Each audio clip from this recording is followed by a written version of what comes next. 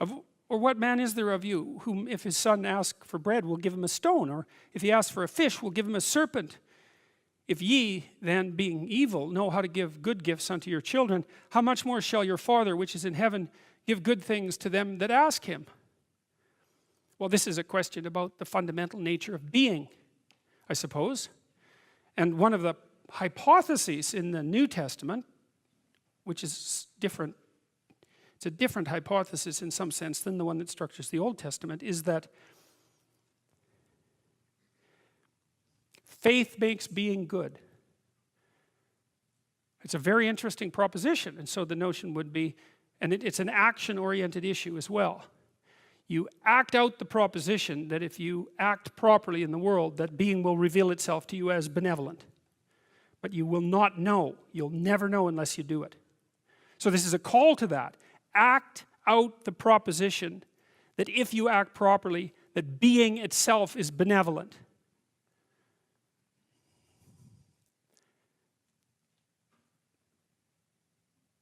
There's no reason to assume the contrary.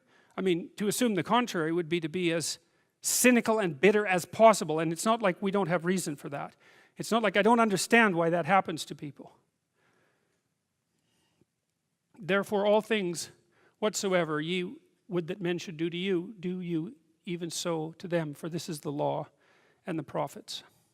And that's a reciprocity issue, right? It's like, well, imagine what would be, this is another thing I learned from Jung, because Jung reversed this, because this is often read, it's the golden rule, it's often read as be nice to other people. It's like, that is not what this rule means. It doesn't mean that even a little bit. It means something like, and we'll reverse it so that we'll concentrate on you rather than the other person to begin with. It means something like, conceptualize how things could be great if they were great for you, if you were taking care of yourself, and then work to make that the case for everyone else. You know, you see that in Buddhism, because Buddha reached nirvana, right?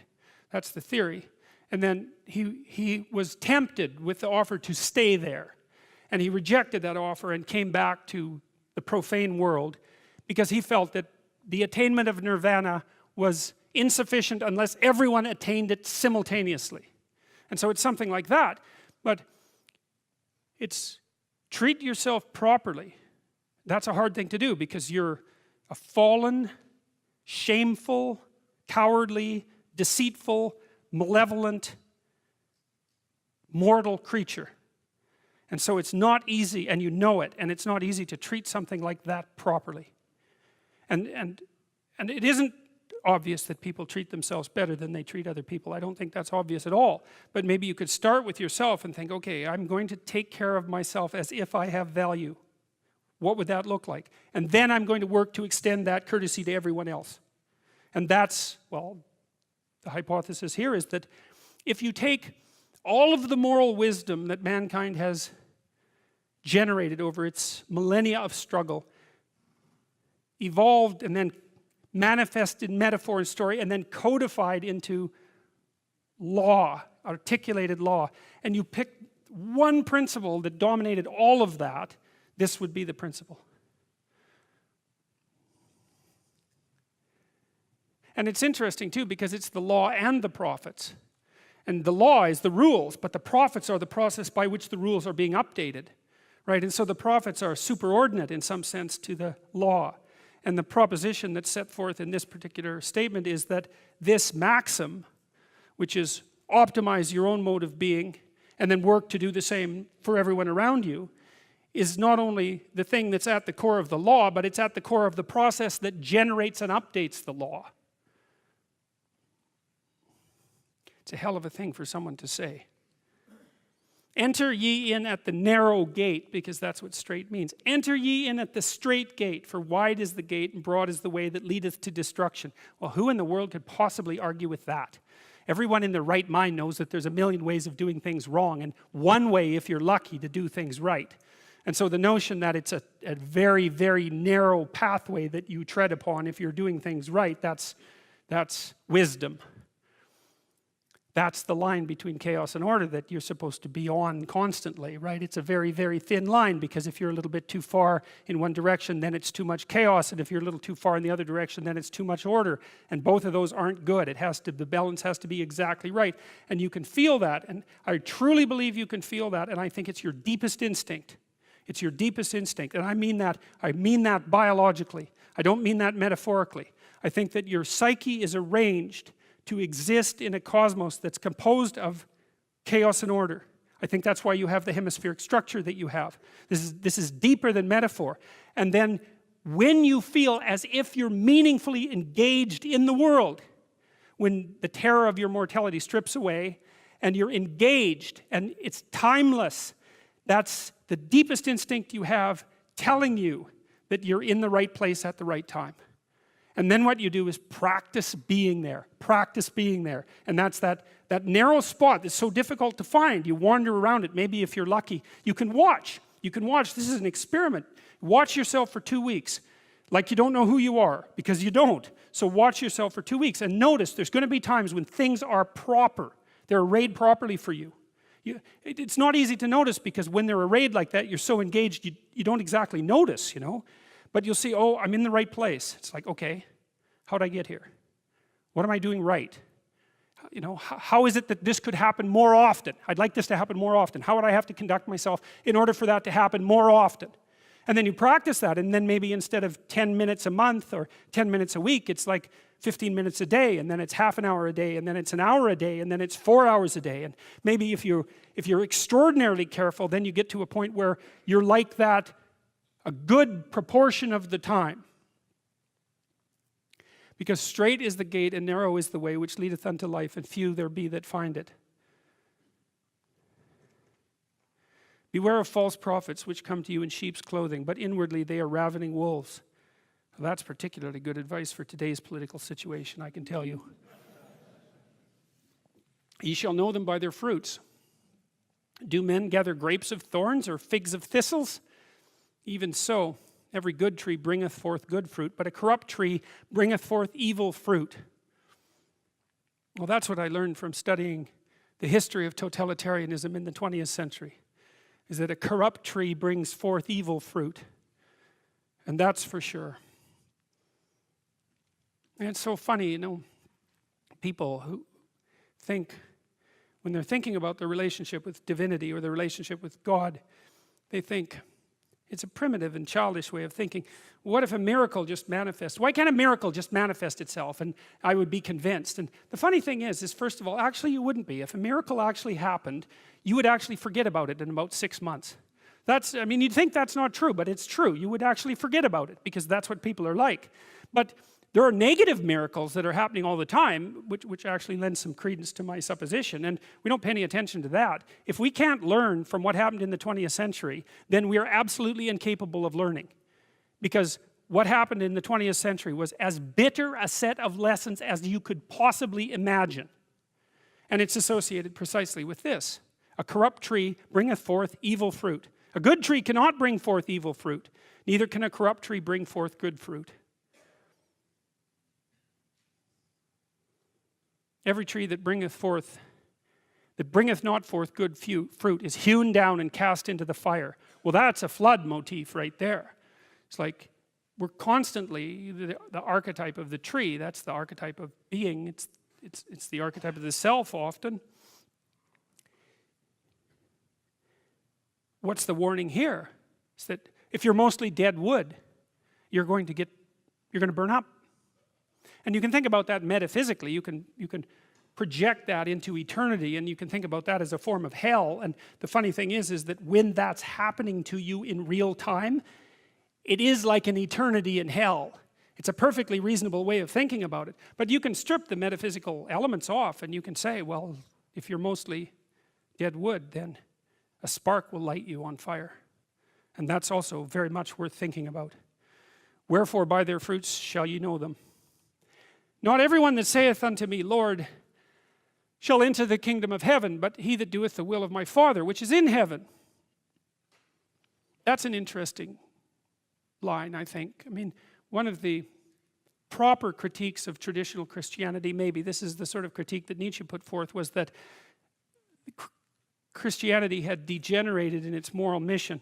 Jung was a little bit more sympathetic, and I'll tell you why in a minute, but Nietzsche's idea was that Christianity had lost its way when it generated the presupposition that humanity was saved in some final sense by the sacrifice of Christ. It meant that the work was already done, and that, and I'm being harsh in my judgment for the purpose of rhetorical simplification, but the idea was that if you just professed faith that that had already occurred, then you were granted eternal salvation. It's like, well, it's not so straightforward, and I think that that's what this line actually represents. It says, how do you enter into the kingdom of heaven? And again, you can think about that under the aspect of eternity, or you can think about it as a psychological statement, and the answer is quite straightforward, is that you do what Noah did to make him immune from the flood, and that's to walk with God. And that's what this sermon is about. It's laying out the practical elements of that. And the practical elements are aim at the highest possible good and play that out in the world, and then you may have the opportunity to inhabit the highest possible good that you're positing into existence. Perhaps not, but you can't think of any more practical way of going about that. I mean, if you build a house, then maybe you can live in it. If you don't build a house, you're not going to be able to live in it. If you build a good house, then you'll be able to live in a good house. And if you build a perfect house, then maybe you can live in a perfect house. But if you just say that the house has already been built for you, and that you can just say that the house is being built for you, well then the probability that you're going to be able to live where you need to live is, there's no probability that you're going to be able to live where you need to live. Many will say to me in that day, that's the judgment day, Lord, have we not prophesied in thy name? And in thy name have cast out devils, and in thy name done many wonderful works. And then I will profess unto them, I never knew you. Depart from me, you that work iniquity. See, that's judgment day, you know. That's an archetypal idea. And partly it's archetypal because every day is judgment day. And the part of you that's equivalent to the logos, say, the part of you that's your own ideal, sits in eternal judgment on your iniquity. And that's the source of guilt and shame and withdrawal, and then resentment, and then murderousness, and then genocide. It's because you can intuit the ideal, and the problem with intuiting the ideal is that an ideal is always a judge. There's no difference between an ideal and a judge, and so you're eternally judged by your own ideal. If you have no ideal, well then you've got no direction and no meaning in your life. And then of course the more extreme the ideal, the harsher the judge. That's actually why Jung was very curious about why the book of Revelation was tacked on to the Bible, because the book of Revelation, that's a very weird book. And you know, in the Gospels, Christ is, I would say, perhaps primarily merciful. There's maybe a war in his character between truth and mercy, but it's one of the two, perhaps mercy. And Jung's observation was the gospel Christ was too merciful. And that's why the book of Revelation was tacked on to the New Testament, because in the book of Revelation, Christ, who's the ideal, who's above the pyramid, right, the transcendent ideal, is nothing but a judge, and everyone fails. And of course, the ultimate ideal is the ultimate judge. And so that's the archetypal reality there. And you can say, well, I don't want to be judged, and so I'll dispense with the ideal. But then you're Cain, because Cain is exactly the person who dispenses with the ideal. And so there's no escaping from it. There's no escaping from eternal judgment. That's the archetypal story. You know, people put a lot of work into these representations, you know. And there's thousands of them. They weren't messing around. These are serious pieces of work. You know, we don't understand them, but that doesn't mean that the people who created them didn't know what they were doing. These were geniuses who created these pieces of work. It's not like they understood in an articulated manner exactly what they were trying to represent. But what they were representing were the metaphors at the core of our culture, to the degree that our culture is functional and good, These are the metaphors upon which it's founded. And they're not for the faint of heart. You know, you say religion is the opiate of the masses. It's like, yeah, then how do you explain this? Exactly.